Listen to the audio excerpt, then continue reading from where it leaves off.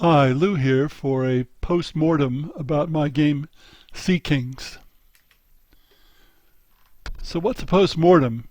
This is common in video games where the developers write something after publishing the game discussing what went wrong and what went right. That's the post-mortem.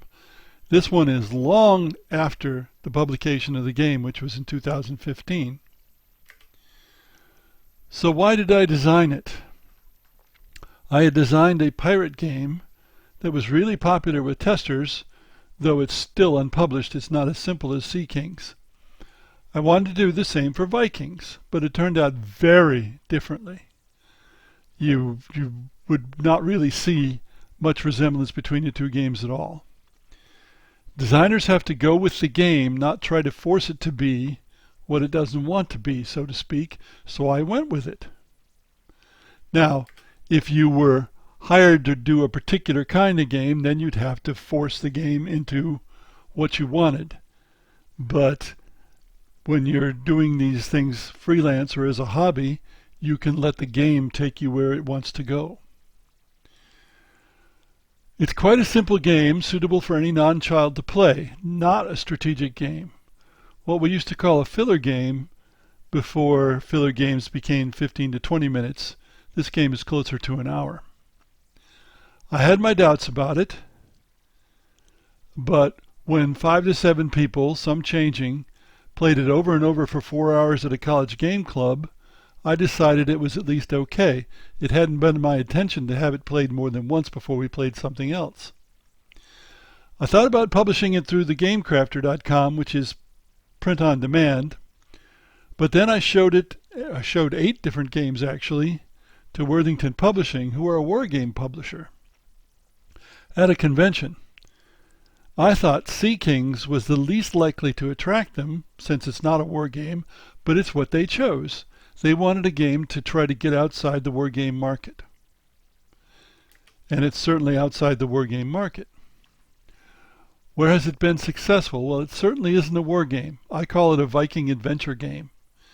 It works as an introductory game for people accustomed to family and simpleton games, and it works as a game for boys or teens to mess with each other.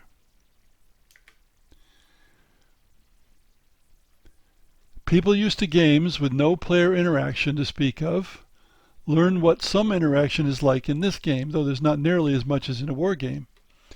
It was quite striking one time when the first time an offensive card was played directly against another player, and by offensive it messed with the trade that the player was doing or something like that. And the player wasn't used to it. She was clearly taken aback. But she soon got into playing a card against someone else, so she learned what that was like. It is a game for boys to mess with each other. It's what I call a scrooge game, which is where friends mess with each other. There is a lot of dice rolling. The second, more interactive version of the game provides more scope for messing with other players than the first version without dominating the game. As I designed the game, I decided to make it a good teaching tool. The Vikings can go where they really went. The difficulties of raiding and settling correspond to reality more or less. I included trading, settling, raiding, and even discovery of new lands. We did add 3 cards at the urging of the publisher for game rather than historical purposes. There are 2 versions included with the game. The third version is on my website, and that's more of a war game version. It lets you wage war on other Vikings, in other words, other players, not something that often happened in history. There are character cards in the game. Each player in the game is a sea king trying to accumulate enough land, wealth, and fame to become a king in Scandinavia, but I did not differentiate between one player as another. Individual character cards with abilities, different abilities, were added by the publisher after the game was submitted. Unfortunately, the artwork on the cards is amateurish.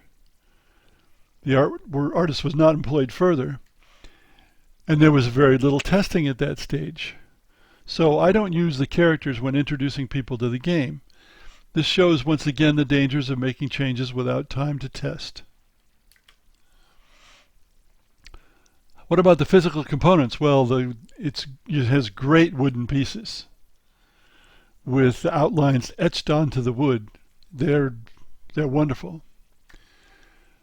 The scoring track I used, which was a separate 8x11 sheet, had much larger areas at low numbers because each player has 3 scoring markers. There were likely to be an awful lot of scoring markers on the 1 and the 2 and the 3. The artist who put it on the board put far too many hexes on it, or far too many boxes, I should say, and it was too small. The boxes were too small. I pointed that out, but it wasn't fixed. We missed a card or two without text during the production. In other words, there was supposed to be text on it. I had text on it, but somehow in the course of production it got removed, and all the proofreaders, including me, missed that. The board is a bit peculiar. The artist put Middle East west of Greece. West of Greece. But nobody's ever complained about it that I know of. It was priced much too high for the target market. It's a $40 to $45 game, and it was priced at $60 originally. Now you could get it on sale for more like the right price, but games tend to go up on sale nowadays, and either people buy them or they don't. They don't go back to them later and buy them. That's the tendency. Now, when I started this video, I thought the game was still in print, but I now see it is sold out at Worthington. Perhaps it's available from online retailers, and certainly as a used game. Thanks for listening.